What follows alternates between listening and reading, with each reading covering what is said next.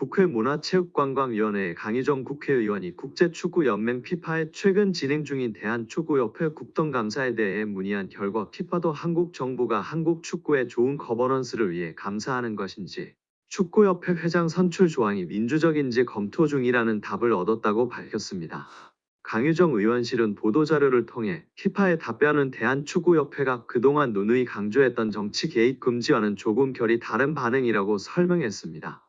강희정 의원이 피파에 질의한 내용은 피파가 대한축구협회 제3자의 부당한 개입이 확인되면 징계를 받을 수 있다는 내용이 적혀있는 공문에 대해 국회의 축구협회에 대한 현안 질의와 문제부의 감사가 제3자의 부당 개입에 해당하는지 국회와 문화체육관광부로부터 축구협회 관련 정보를 받을 의향이 있는지 축구협회 회장 선거 규정이 독립성과 민주적 절차를 보장하고 있는지 제3자의 부당한 개입의 범위는 어디까지인지였습니다.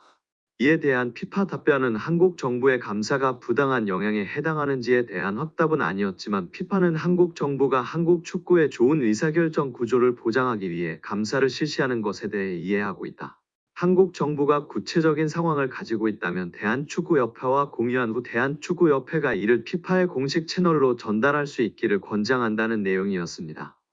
또한 피파도 대한축구협회의 선거 절차가 적절한지 검토하고 있다며 피파는 선거 절차와 관련 AFC, 아시아축구연맹과 함께 대한축구협회와의 논의를 시작하여 관련 조항을 피파의 기준에 맞추기 위한 논의를 2023년 12월에 시작했다는 답변도 받았습니다.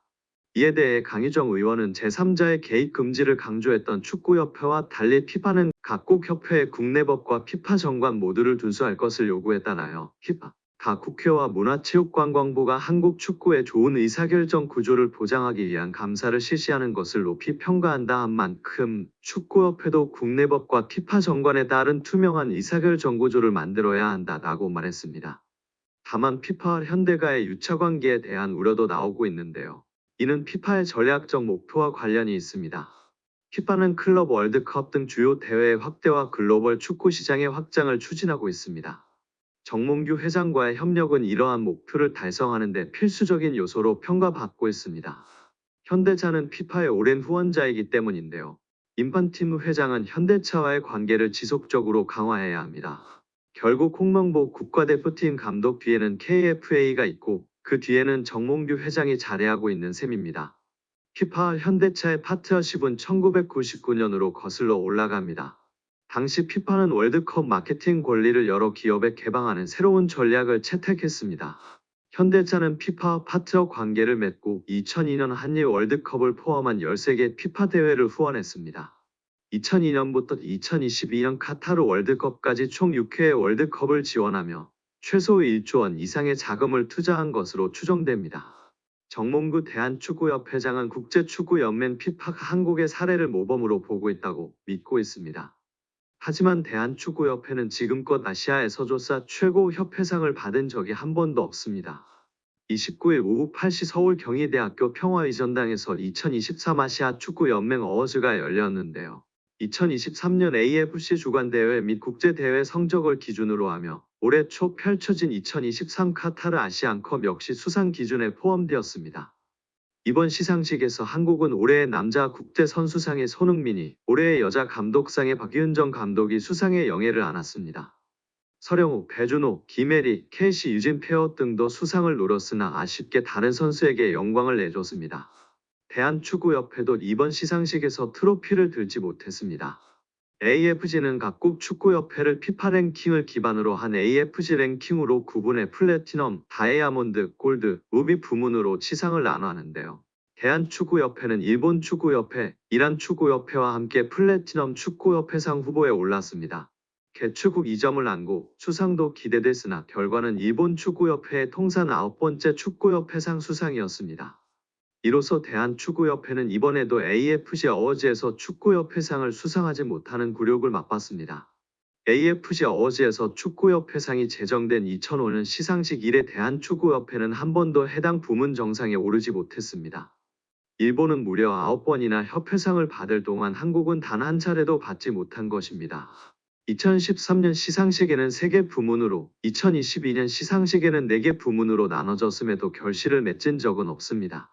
심지어 북한 축구협회도 사회에, 중국 축구협회도 이에 수상했다는 점에서 대한축구협회가 이를 잘한다고 생각하는 것은 정몽규 회장의 망상이라고 볼 수 있을 것 같습니다. 설령 축구협회상이 실제 운영 능력보다 외교적 능력을 중시했다 하더라도 대한축구협회는 할 말이 없는데요. 엄밀히 말해 외교적 능력이야말로 대한축구협회가, 특히 협회장이 발휘해야 할 덕목이기 때문입니다. 정 회장은 올해 출간한 자서전 축구의 시대에서 중동 카르텔을 지적한 바 있는데, 만약 그 틈바구니에서도 외교초 성과를 달성했다면 대한축구협회가 지금까지 축구협회상을 받지 못하는 일은 없었을 것입니다. 자니 인판티노 국제축구연맹 피파 회장의 말도 곱씹을 필요가 있습니다. 인판티노 회장은 28일 축구회관을 방문해 대한축구협회는 아시아를 넘어 세계적으로 모범적인 사례라며 대한축구협회를 비호한 바 있습니다. 관련해 정 회장은 시상식 전 취재진을 만나 인판티노 회장은 한국에서 일어나는 일도 잘 이해하시고 모든 미디어에서 나오는 거 모니터하신다. 천안에 짓는 축구종합센터에 대해 이야기를 드렸을 때는 감격하셨다. 피파도 축구종합센터가 전 세계에 좋은 모델이 될 거라 말했다라고 힘주어 말했습니다. 그러나 인판티노 회장의 말은 어느 나라에서나 할 수 있는 외교적 수사에 가깝고 원론적인 답변에 가깝다는 건 초등학생도 아는데 정몽규만 모르는 것 같습니다. 이 말에 심취할 게 아니라 현실을 되돌아보고 더 발전할 영역이 있는지 탐구해야만 합니다. 정 회장은 AFC 어워즈와 컨퍼런스를 유치하며 한국 축구의 성과를 보고자 했지만 결과적으로 대한축구협회가 여전히 나아갈 길이 멀다는 거 확인하는 장이 됐습니다. 정 회장은 인펀티노 회장의 립서비스에 갇혀있을 게 아니라 반성을 통해 자신이 해야 할 일을 명확히 이행해야 합니다. 정몽규 취임 후 보조금은 11년간 3배 늘었습니다. 정부 보조금은 연간 최소 110억 원 수준이며 스포츠 토토 등 복표 수익 연간 200억 원이 지원되고 있습니다. 주요국 정부 보조금 없거나 의존도 낮으며 피파 랭킹 20위권 국가들은 70% 이상이 협회장은 전문 경영인이 하고 있고 이외 축구인 등이 하고 있습니다. 우리나라처럼 재벌 총수가 회장인 곳은 단 한 곳도 없습니다. 대한축구협회에 연간 약 300억 원의 국가재정이 투입되면서 수익에서 정부 의존도가 약 30%에 달하는 것으로 나타나며 충격에 빠졌습니다. 사실상 정부 재원이 아니면 운영이 어려운 셈입니다. 미국과 일본 등 주요국은 국가보조금 의존도가 낮은 가운데 축협의 재정 자립을 촉구하는 목소리가 나오고 있습니다. 18일 한경닷컴이 축협의 손익계산서를 분석한 결과 지난 2013년 이후 보조금과 복표 수익을 제외하면 연 평균 300억 원 적자를 기록하고 있습니다. 축협의 손익계산서는 정부 재정 비중이 상당한 보조금과 스포츠 토토 등으로 알려진 복표 수익을 포함해 계산하면 재정 상황이 좋아지는 것처럼 보입니다. 복표 수익은 국민체육진흥공단이 국민체육진흥기금 조성을 위해 운영하는 국가정책사업에서 발생하기 때문에 정부 재원을 배분하는 세금의 성격을 가지는데요. 축협의 당기순이익은 최근 5년간 코로나 팬데믹으로 입장료 수익 등이 없어 38억 원의 적자를 기록한 2020년을 제외하곤 늘어나는 듯한 모습입니다. 2020년까지만 해도 보조금과 복표 수익은 연간 300억 원이었는데 2022년부터는 500억 원 안팎으로 급증했습니다. 이렇게 지난 11년간 축협이 쓴 보조금은 총 1,809억 원, 복표 수익은 총 2,058억 원으로 총합 3,867억 원에 육박한다는 사실이 알려지자 축구팬들부터 국민들까지 분노가 들끓고 있습니다. 박문성 축구해설위원이 정몽규 대한축구협회 회장을 비판했습니다. 박 해설위원이 27일 MBC 라디오 뉴스 하이킥에 출연해 정 회장에게 직격탄을 날렸는데요. 박문성 축구해설위원이 정 회장이 자진해서 사퇴하지 않는 이유를 두고 정 회장 마음속에 들어가 보지 않는 이상은 알 수 없다. 하지만 축구협회 회장 자리는 매력적인 공간이다. 우리는 축구협회장 자리를 한국 축구의 수장 정도만 생각한다. 하지만 국제축구연맹 피파가 진행하는 월드컵을 포함한 모든 국제적인 행사에 축구협회장 자리로 가면 그 의전은 사실상 거의 대통령급에 해당한다고 말했습니다. 이어 유럽에 가면 축구협회 회장 아니면 축구팀의 구단주 이런 명함이 박혀 있으면 활동하거나 비즈니스 하는데 매우 큰 도움이 된다고 밝혔습니다. 그러면서 지금까지 나왔던 많은 문제 이미 드러나 있다. 또 이번 현안 질의를 통해서 사실은 의혹이 해소되기는커녕 더 많이 부풀어졌다. 하나도 해명되지 않았다. 오히려 지금 의혹이 계속 더 추가로 나오고 있다.